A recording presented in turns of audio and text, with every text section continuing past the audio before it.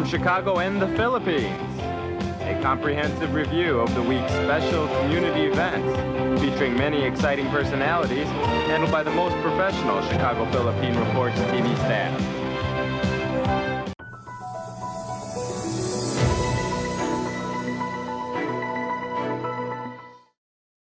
The National Task Force Against COVID-19 has authorized local governments to use as first dose a portion of their existing Sinovac COVID vaccine second dose supply, except for the second dose stocks due in the next 2 weeks.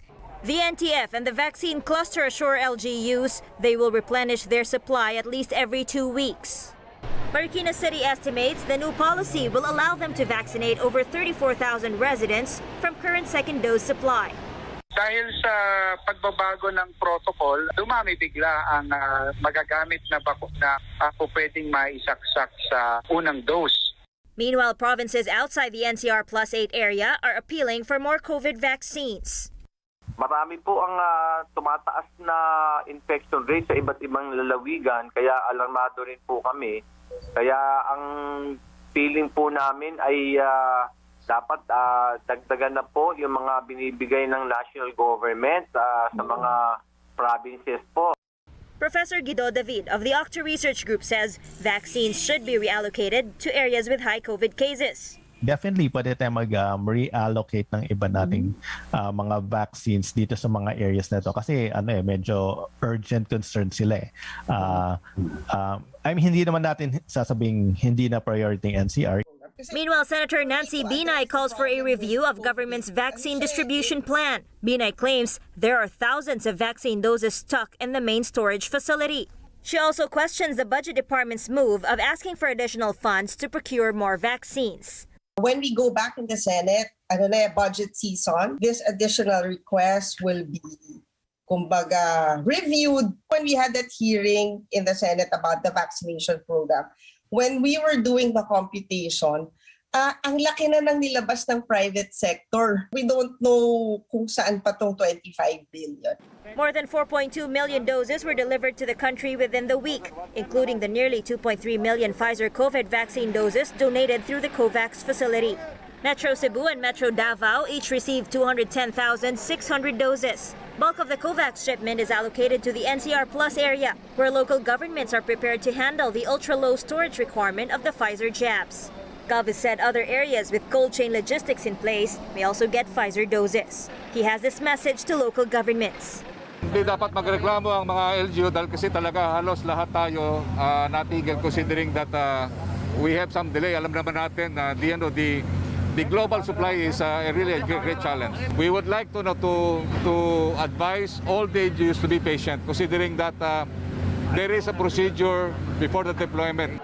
ViaTimes, vital news, vibrant views for the Filipino Asian communities in Chicago. ViaTimes for your most interesting and exciting reading and your party coverages. ViaTime has very interesting columnists. You name it, ViaTimes has it. Law, Filipino news, dentistry, immigration, humor, serious opinions, health, beauty, mysticism, Bata Corner, showbiz, and intelligently written editorials. Call ViaTimes at 773-866-0811.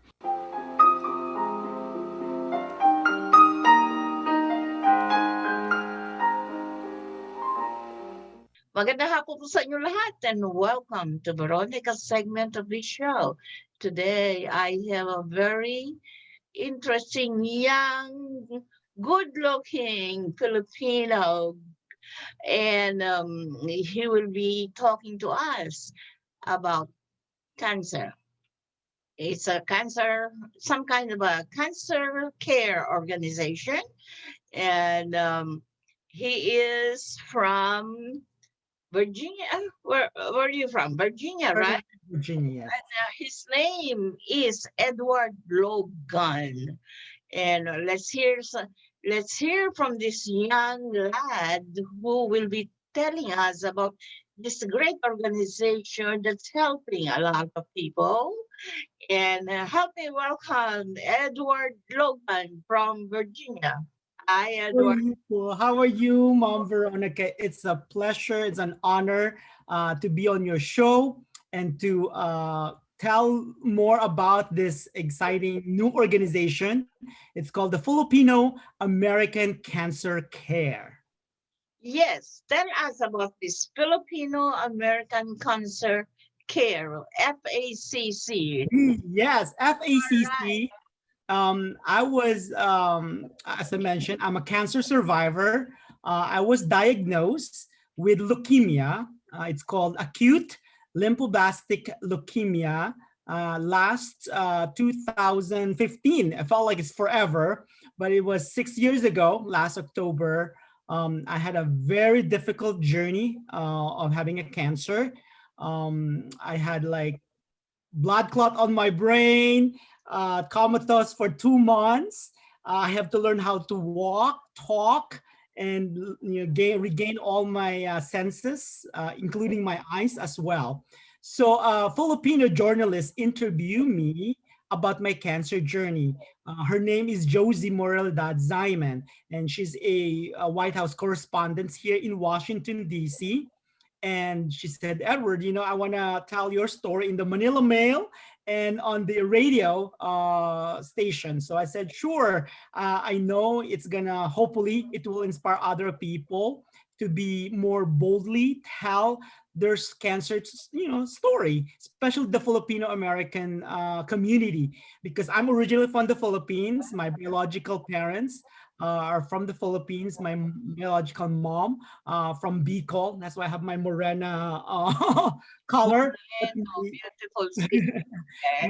My father from Pangasinan, but it's Iloilo is the grandfather side.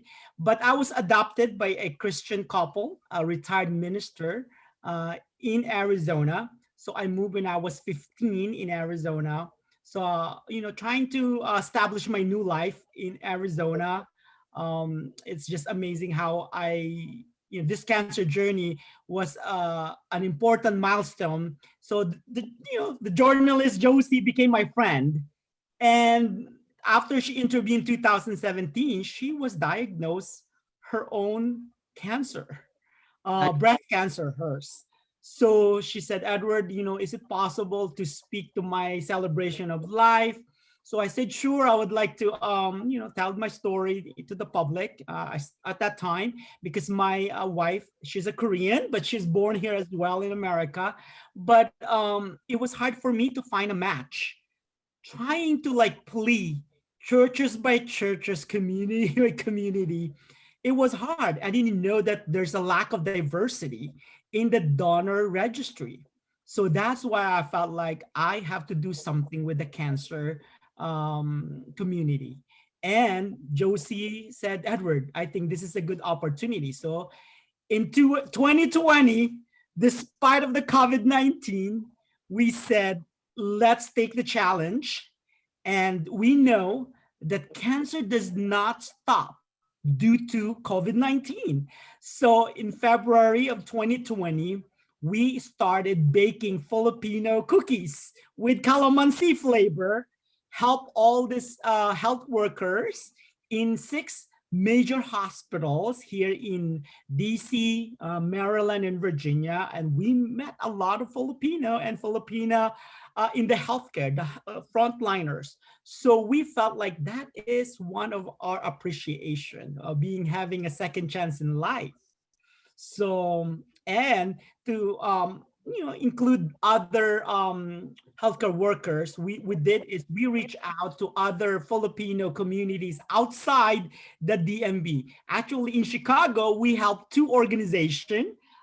It's Home Plus Care and Afire. We gave them masks and DIY extenders because we felt like they work so hard, long hours. So their mask is already extending on their ears, so they need something. So we provided them. So overall, we produced almost 2,000 DIY masks with 3,000 cookies, pandesal.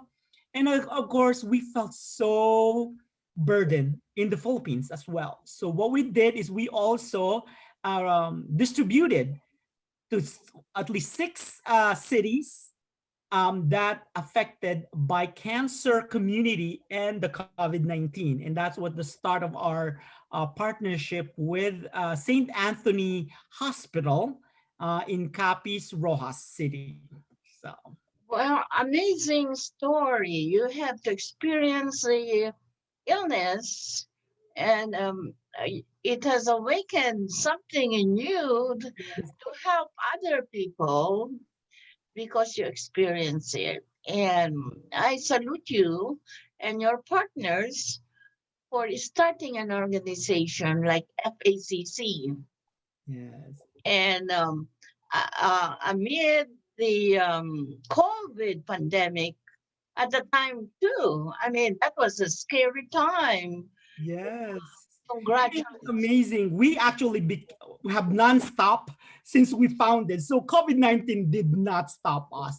Last year, we raised, which is the most difficult part, is to raise funds. But by God's grace, we raised $26,000 by doing virtual caroling, virtual bingo, virtual concerts. And we did actually did some contests for Filipino parole contests. So there's 15 states who submitted beautiful parole during Christmas season. And we also helped 3 cancer patients here in the US last year, and then 50 cancer kids in the Philippines last December. Oh, in such a short period of time, how were you able to do that? We just been blessed with our donors and supporters because they're the one who really provided this means, because we felt like, oh, how can we really, provide financial assistance? And you know what, Veronica is just blessed. I'm so blessed to have this Filipino support, because they're the one who really actually told the story of the Filipino American cancer care. And we also launched the first ever radio show dedicated for cancer community. So it's just amazing. We launched last September. It's called On the Air with FACC. The studio is in Las Vegas, but because of the COVID-19, we have to use Zoom as well, use the technology. But because of that, we actually reach out more people around the globe, because Filipinos are all over the world. So they heard the stories of the a parent, a first time sharing his being a dad, his only daughter have a cancer, a mother who lost her only son with cancer. It's just amazing, the childhood advocacy. And at that time, we included as well our advocacy to make sure there's the light, the orange for awareness, the childhood cancer awareness in the White House. It took 30 to 40 years to acknowledge that children is so important asset of any country, especially here in the US. So there's some more things to do in terms of research, funding, and of course, leukemia is dear to my heart. And we partner with Be The Match. Be The Match is the major organization who supports us to do our campaign. So one example, we did it last year as well during the COVID-19. A 18-year-old Phil Am, he was a senior track star here in Maryland, but he also received a cancer diagnosis of leukemia. On the first round, where the community helped and found a match. However, the transplant did not work, so he passed away this year. It's just it's a roller coaster when you do a cancer organization. And we're so blessed because the Filipino American Cancer Care, we now have 8 medical advisory board. There are Filipinos and Filipino Americans. They're top-notch in their field. Some of them are Dr. Reyes. She's a cancer specialist in MD Anderson. Dr. Elwin Cabebe in Stanford. And we have another doctor here in the East Coast, Dr. Deason.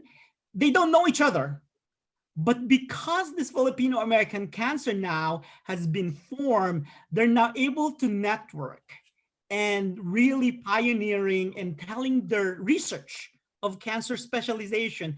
And hopefully we can bring them to the Philippines to share the best practices and treatments for cancer. And that's why we're so excited to tell our June 18 coming event, because our Miss Universe Philippines, Miss Rabea Mateo, is coming here in DC to support this important advocacy.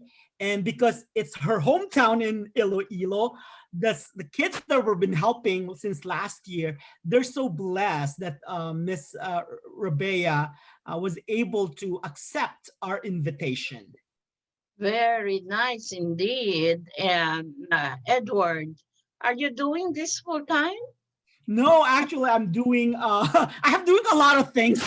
I'm a very type A person, but God gave me opportunity to really just give back to the cancer community, and helps me to connect again to the Filipino American community, and that's why I'm just so blessed to have this opportunity. Bless your heart. You are such a blessed individual, and God will really help you with these good deeds that you're doing. Edward, well, about that Miss Rabia Mateo event, when will that be held? This will be this coming Saturday, June 18 at 6:30 in Fairfax, Virginia. We will have almost 200 attendees. We're trying to follow CDC, but because of the restriction being lifted, vaccination, but still we're gonna check temperature. But we are so blessed that the Filipino and Filipino American communities are so eager to support as well Ms. Rabea Mateo as a pride of the Filipino, and of course the Phil-Am here in the US. And not only that, because the benefactor are the cancer kids, and that's why they're really supporting this important event. Yeah, for sure, for sure. And okay, what else is coming up that you want to besides June 18, we will also have a June 19 event. So it's back to back. As I mentioned to you, we are nonstop. June 19, we will have a Zumba and summer concert that will be benefiting now 3 cancer patients here in the United States. So the first 2 beneficiaries that we're gonna have is a grandfather who needing a live donor transplant for his liver. So he's been diagnosed last October, and he found our FACC organization through Facebook when we're doing our virtual bingo, where Jokoy's mom, Josie Harrison, is one of our board member, and she was the host of our bingo. So it's amazing how social media helps us. And another cancer patient that we're gonna help is Jennifer Luna. She's a mother of 3, and she's being diagnosed this February of breast cancer. And lastly, but not the least, this is really breaks my heart. A young lady in Arizona. She's only 26 years old, and she was here in J1 visa last year. She's a teacher in Yuma, Arizona, but suddenly she was diagnosed with colon cancer last September, and it's already stage 4, so it's spread to her leg, and she's been her leg, one of her leg was cut off. So imagine that she's the only breadwinner in the family in the Philippines, trying to survive here in America alone. And that's why we said we have to do something. So by God's grace and by her trust, she allowed our organization as well to raise funds for her. She's been treated in Mayo Clinic, one of the best cancer hospital in the country as well. So, and now she is a survivor. So she is now in remission. But you know how it is, Veronica, even though you've been treated in the best medical hospital, after that is really the financial toxicity. And she has no job right now. So therefore, our Filipino community supports her. The teachers there, it's just, this resiliency of herself, but at the same time, the kindness of our Filipino culture really helps her become strong. And really, her family is really cheering her to really get that position where she can go back to work in the future, but not immediately. So nice to hear. Okay, Edward, how many members do you have in your organization? So far, we have total of almost 45 both officers, board of directors, and advisors. We have from different states. It's not just the DC, Virginia, Maryland. We have in Texas. We have in Florida, California. So our goal, as I want to share with your viewers, our mission is four-pronged. We call it CARE. That's what we call it, Filipino American Cancer Care. CARE is we want to collaborate with other organizations. We advocate for our better treatment, research for better results of new medicine. And E is really education. We want to educate our community to do early prevention, screening, mammogram, colonoscopy, because now the US, the federal guidelines, they now lower the screening. Instead 50, it's now 45, because more and more we found out younger getting cancer. Wow, terrific. And how many members are really actively running the organization? So for the core group, we have at least 20 core group. Okay, and you are really spreading fast. Yes, it is. Right? Even to the Philippines.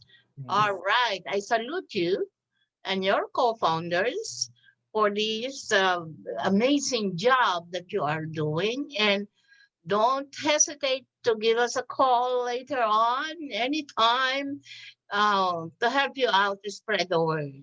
Oh, thank you, Ma'am Veronica. Again, it's my honor to have the opportunity to share what's the Filipino American Cancer Care. And hopefully one of this future will be able to visit in Chicago and host one of the events for cancer advocacy. So yes, for sure. There are so many humanitarian people here in Chicago. Just get in touch. Okay. Good luck to you and congratulations to this very, very humanitarian deeds that you are doing together with other Filipinos. These members and officers of the Filipino American Cancer Care, we really have to salute them. Most of all, today is Philippine Independence 123rd anniversary, right, Edward? Yes, it's just amazing. I wish you good luck in your upcoming event with Rabia Mateos, Miss Philippines. Wasn't she in the Miss Universe contest? Yeah, she made it to the top 21, but that's at least an honor for our country in the Philippines, and of course, here in the US, seeing her made it to the top 20 out of the hundreds of beautiful women around the world. So that's an honor. Very beautiful lady. I'm telling you, pride of the Filipinos and the Philippines. Thank you, Edward. Maraming salamat. Yes. At mabuhay tayong lahat. Mabuhay po. Okay. Thank you. All right. Bye.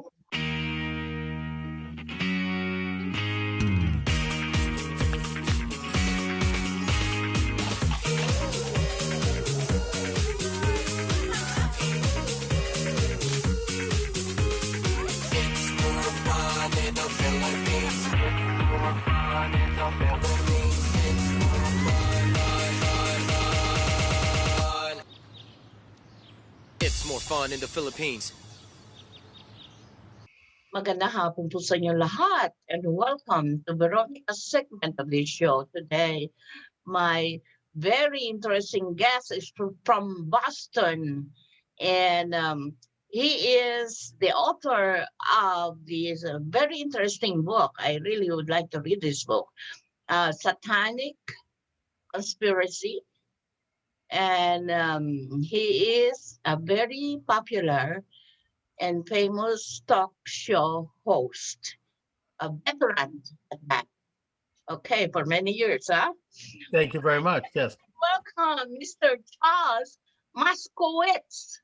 Did I Thank you pronounce very it? much. Yes, you pronounce it right, and it's a privilege to be on with you. Thank you. All right, Charles. Okay, you wrote this book, Satanic Conspiracy. Very, very interesting title. And as a matter of fact, I've read quite a few stories about this kind of story. Okay, and okay, is this book some kind of a religious or political book? Well, I mean, I would describe it as both. I mean, it's religious in that I prove the existence of God in using a very simple mathematical formula. And then once I do that, I then show how the satanic influence involves a denial of God. It's an attempt by human beings to overthrow God and to create an unnatural world used by use of force and deception. And that it is that conspiracy that has gone on all the way back to Adam and Eve and right up till today. And the conspiracy against God and against nature, and in the broad sense, against all of us, against humanity, because it's false, is a conspiracy that has always resided in secret. It has inhabited secret societies where they conspire to use force and deception to advance their power on earth. And that in our day and age now, this is particularly dangerous because it has become, pretty much in the last few centuries, an attempt to control the entire world. And now it's using science and technology as a means to do that, by means of artificial intelligence, computer technologies, transhumanism, and other modalities that are put in place to try to control the world without our knowing it, and to try to manipulate and manage the entire world. So we're in a very perilous time. And just like in every generation, we have to identify the satanic influence when we see it and counter it with the moral and ethical code of God, and whenever we can. Satan is God's number one enemy, right? Indeed. And well, your story really involves the evolution and the current,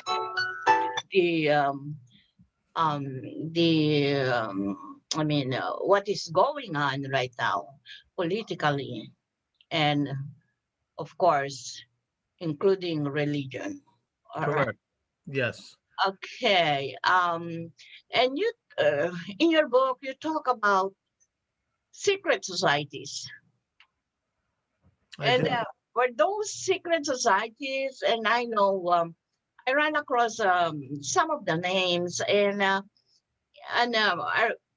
have they been started actually since ancient times and up to these modern times? Oh, yeah. I mean, secret societies go all the way back to the very beginning of time. I mean, the Bible warns us about idol worship, worshiping graven images. And it does so because those are earthly created entities that are created by a secretive clique that would use them to control people through fear, through terror, through debauchery, and through immoral activity, and by trying to remove man from our natural understanding of what is good, and to control the political world in their own time. And this is why God warns us about these idol worships and these graven images.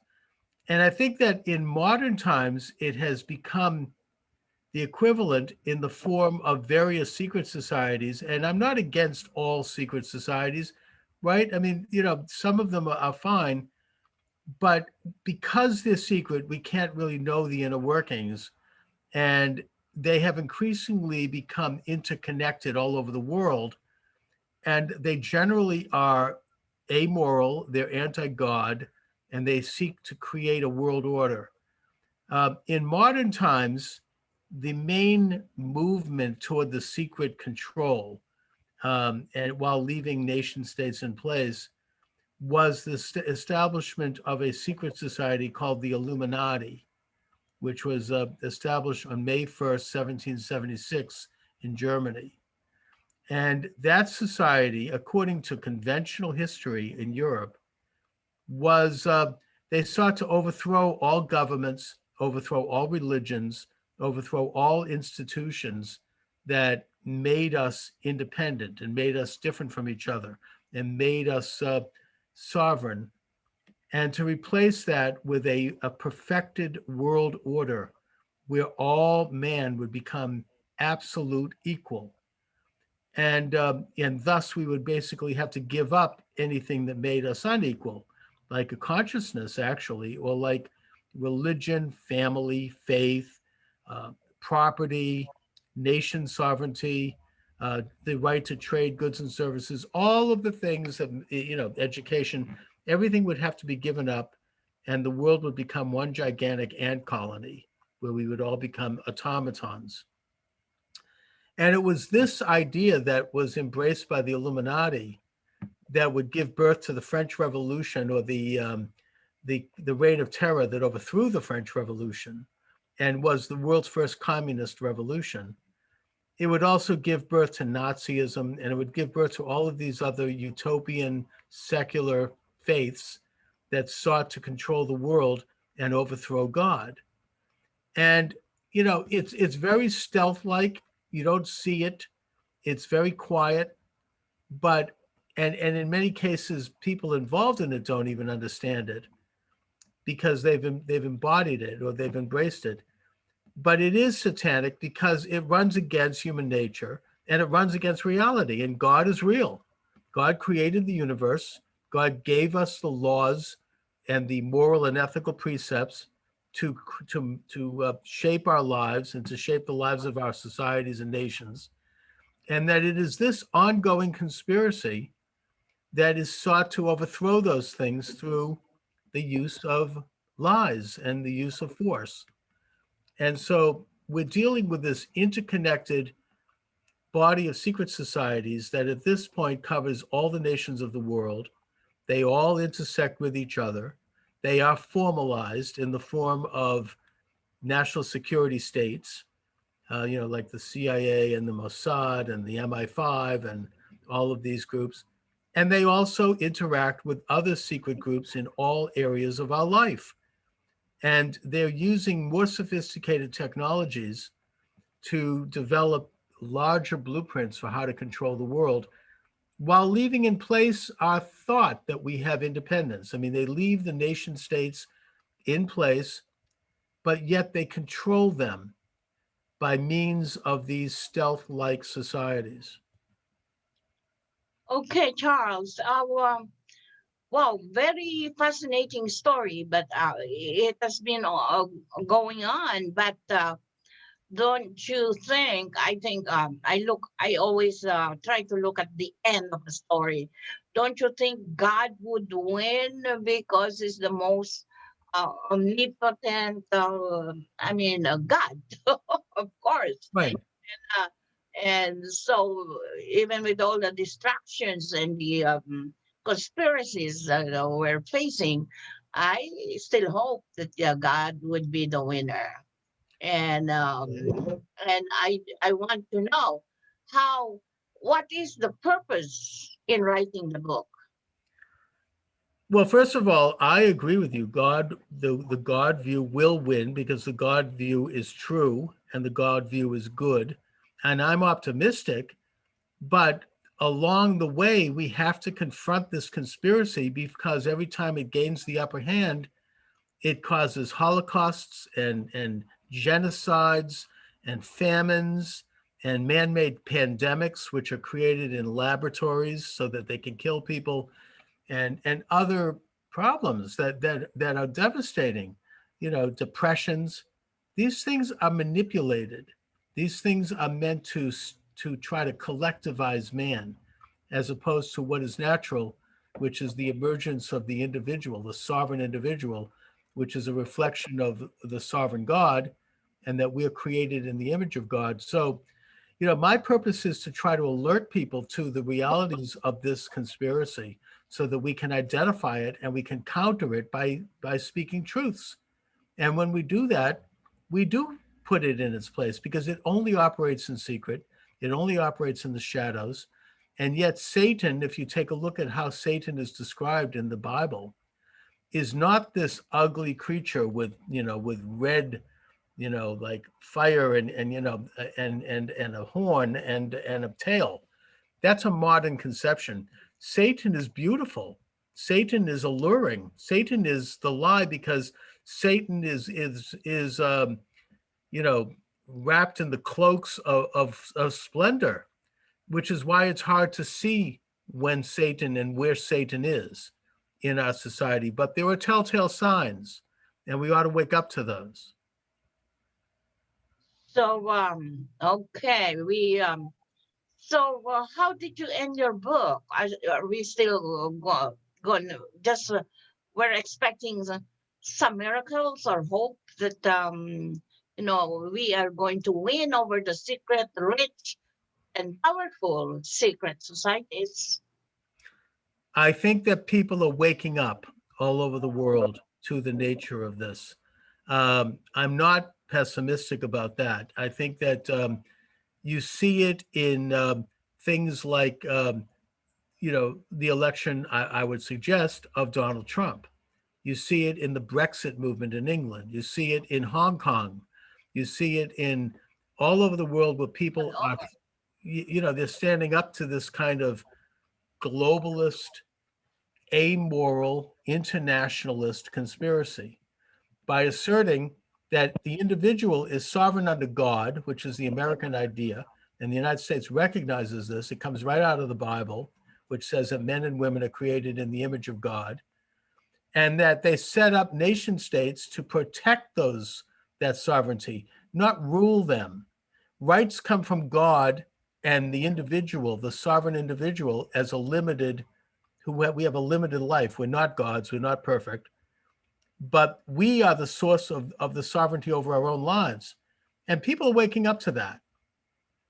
I see a lot of signs of that. I think it's a very positive movement, but the oligarchs, if you will, the internationalist, secretive, satanic apparatus is trying to control the narrative by censorship and by other means, and by creating these crises like the pandemic, for example, where now there's more and more evidence indicating that this thing was created in a laboratory in China, and that the United States had a role in helping, not the United States government, but certain agencies in the United States, including one run by or headed by Dr. Anthony Fauci, were involved in helping finance this kind of research that would create a biological weapon. Now, whether or not the biological weapon was released by accident or on purpose, that's almost beside the point. The fact is that they were creating this thing in a laboratory, and it was immoral to do that. It was wrong. I mean, science is science, but that doesn't mean you can act like the Nazi doctors using human experiments or creating clones or doing other things. We have to have, you know, science and knowledge has to be balanced by ethics and morality and what is right. And but our internationalist establishment doesn't think in those terms. They think in terms of using these mechanisms to control the world. All right, we got your message, and it's really very interesting to read the book. Thank you. Me a copy. Thank you very much. Okay, I really would like to follow up and read about this story. It always intrigues me. And Charles, where can our viewers get your book? Pick up a copy. Thank you for asking, Veronica, and I really appreciate this interview. The book is available at Amazon Books, The Satanic Conspiracy. Go to, just put my name in the server. I'm the author of 20 other books as well, Charles Moskowitz, and you'll see it there. And apparently the book is taking on a lot of traction, which is really quite gratifying. Because, of course, it will create a great attraction because it is, the topic itself is really very, very interesting and ongoing thing since time immemorial. I really appreciate your appearing to our show today, Charles, and good luck to you. And Thank you. so you're, are you planning to write a sequel to your book? I am. I'm in the middle of writing one right now. I'm writing a book about critical race theory. And I think that's something that's part of this sort of transhumanist agenda, that it divides us based upon such false paradigms as race. It's a very troubling program that's being implemented right now in American schools. Charles, thank you so much. Maraming salamat. That is our thank you in our language. And can you say mabuhay? Today is our Philippine National Independence. Can you say mabuhay? Mabuhay. Mabuhay to Philippines. All right. God bless you all. All right. Thank you. And I'll talk to you later.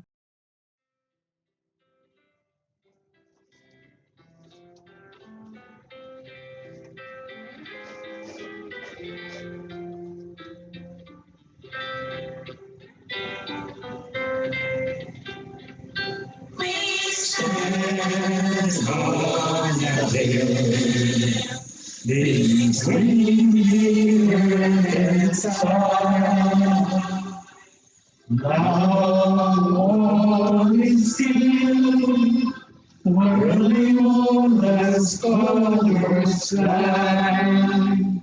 Our course is run, and the setting sun, and Tateneo's day. Eyes are dry at the last goodbye. This is the away. Merry for you, for your white and blue. We pray you keep us merry. Constantly true.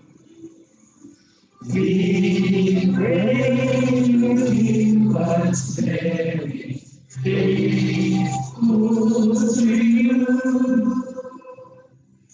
Down from the lake, down to the world wide.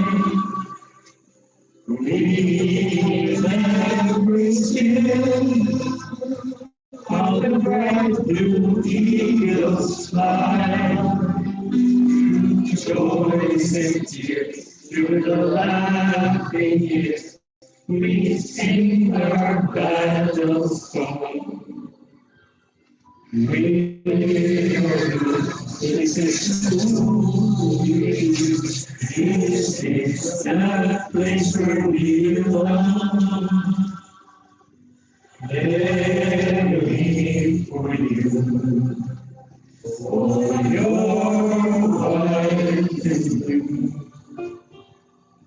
We pray you keep us merry, constantly true. We pray you keep us merry, faithful to you.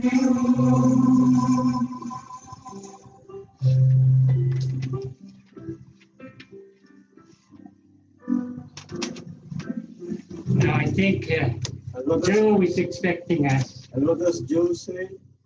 Animo Ateneo. We need to do a cheer for Joe. Okay. I think it's his time. All right. Hey, It's all right. oh, sorry. B, L. Thank you, guys. Thank you very much. We would like to welcome all of you to Baladna Jewelry. We have a very big selection of 21 karat gold jewelry imported from the Middle East, from Dubai, Saudi, and Bahrain. And we have a very big selection of diamond. We offer free financing for 6 months, and we have a layaway system which you can leave your stuff for 3 months. We repair gold and we buy old gold. Welcome to Baladna Jewelry. Salamat po.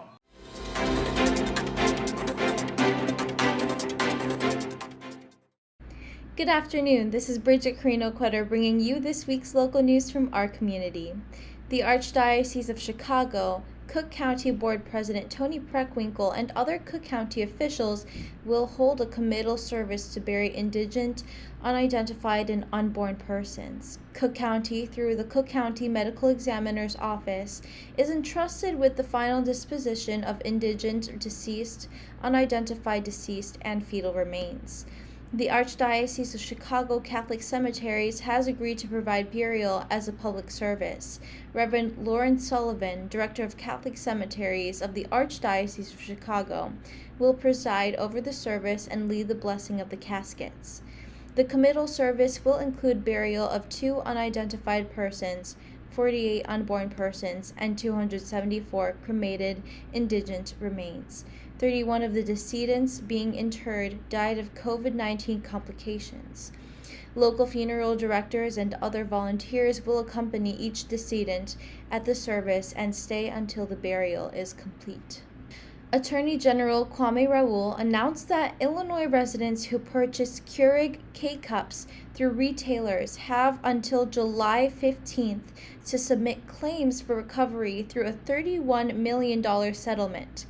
As a result of Raoul's objections, Illinois consumers are now eligible for up to triple the amount of recovery originally promised in a 2020 antitrust settlement with Keurig Green Mountain, Inc. A settlement reached in 2020 to resolve antitrust allegations against Keurig requires the company to pay $31 million into a settlement fund to provide restitution to consumers. Under the settlement's original proposed allocation plan, Illinois residents could file claims to receive 1/3 of the compensation received by consumers in other states with similar laws.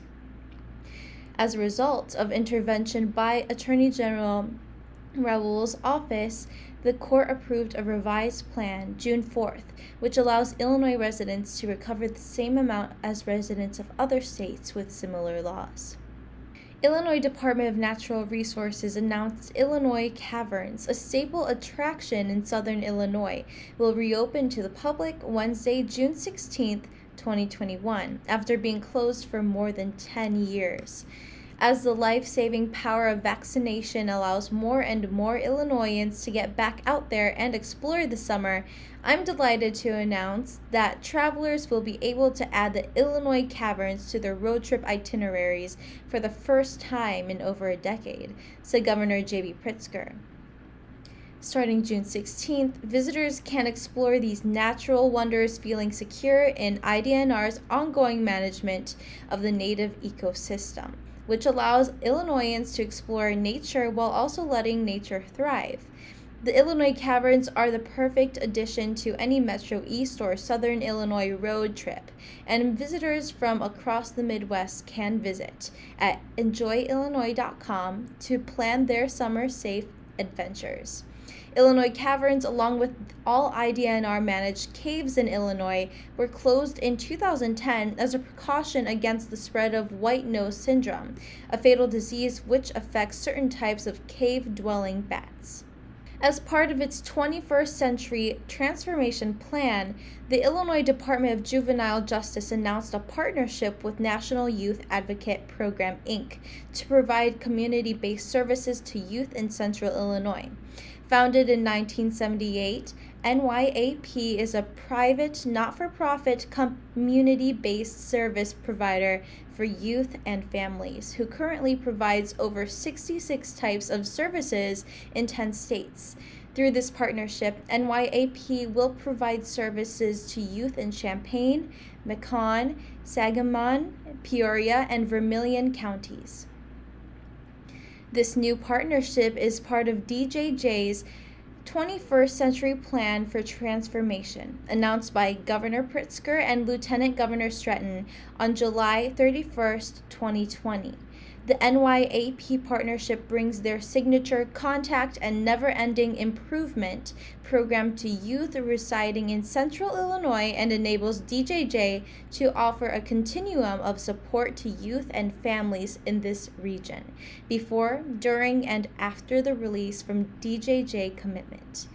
Youth will be connected to programs offering community service and will receive holistic supports as well as linkages to services including individual and family psychotherapy, mentoring, case management, and educational and vocational support. As Illinois begins to experience higher temperatures, the Illinois Department of Labor is warning workers to pay attention to heat and humidity, which can be deadly. As more Illinoisans return to work following the COVID-19 pandemic, people who work outside need to consider another hazard: intense heat. Exposure to high temperatures and humidity can cause sickness and death if not taken seriously. Both employers and employees have a responsibility to understand the dangers, said Illinois Department of Labor Director Michael Klinik. Thousands of construction workers are exposed to the elements every day while upgrading roads, bridges, and other necessary infrastructure. To prevent serious injury and death, the Illinois Department of Labor and OSHA stress water, rest, shade. The symptoms of prolonged exposures to dangerous heat need to be recognized. The warning signs of a heat-related illness, such as heat stroke, include heavy sweating, nausea or vomiting, dizziness, weak pulse, high body temperature, 103 degrees Fahrenheit or higher. Heat stroke is the most serious related heat ailment that can lead to death if the warning signs aren't caught. If a worker appears to be suffering heat stroke, it should be treated as an emergency and 911 should be called. The victim should be taken to a cooler, shady place and be given a cold compress, if possible. That's all for today. Thank you for watching our news this week. This is Brigitte. See you next time.